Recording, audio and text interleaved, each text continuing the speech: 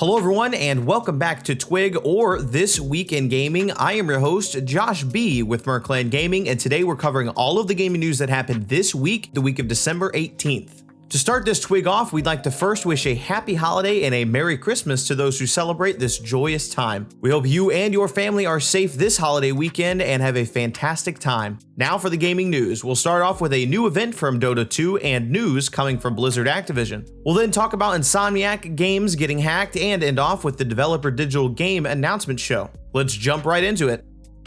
Dota 2 players got a surprise this week in the form of a holiday present. Every Dota 2 player received one of two gifts in their inbox. For those players who were nice this year, you received a free cosmetic present, while those who were naughty, well, you get coal. The coal comes to those who actively break the game's rules, which also comes with a ban to you naughty gamers based on how badly you've broken their rules. This was their amazing way to cut down on the amount of toxic and outright cheating players in the community and to try and combat people with Smurf accounts. The bans given out are not just account-based, but they're actually hardware/IP bans, meaning even if you're on a Smurf account or cheating in general or being toxic or whatever, you'll be banned across the board even on your main account. The coal also gives the player a date and time on when their ban will be lifted, as well as a bunch of passive-aggressive emotes to kind of troll those cheaters. As fun as this was to make fun and poke at all the toxicity and cheating in the game, the only thing now is to see what kind of impact it has on the community, and if so, maybe other games could use this as a model going forward.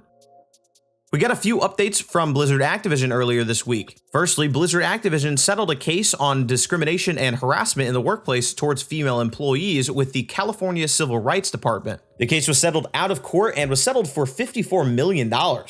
This money will be used to ensure that women will be getting fair and equal promotion options, along with all of the people that have been affected from 2015 to 2022 being able to receive monetary compensation. Along with this, it was finally confirmed that Bobby Kotick is leaving the company. His exit is set for December 29th, and his departure is due to Xbox's organizational changes. Hopefully these changes, the settlement, and the full acquisition of Blizzard by Xbox can finally start cleaning up Blizzard's act and bring it out of the shadows.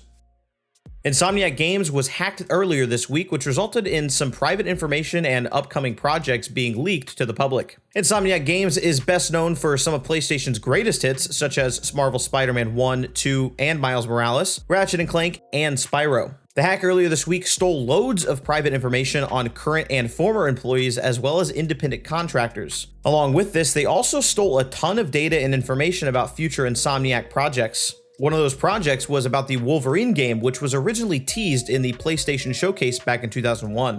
The hackers who breached Insomniac demanded a 50 Bitcoin ransom to not release any of the data they obtained, which was eventually released anyways due to Insomniac not bending the knee. Over 1.5 terabytes of data was released, including, like mentioned before, images and videos of Marvel's Wolverine, Insomniac Games release slates throughout the early 2030s, and a lot of personal data and information on the staff. It's very sad to see companies being hacked left and right and their hard-working projects being leaked to the world like this, similar to Rockstar's Grand Theft Auto 6 being leaked over a year and a half ago. Insomniac Games did respond publicly to this situation on Twitter and are hopeful that things are going to get back to normal and they are being resilient and moving forward.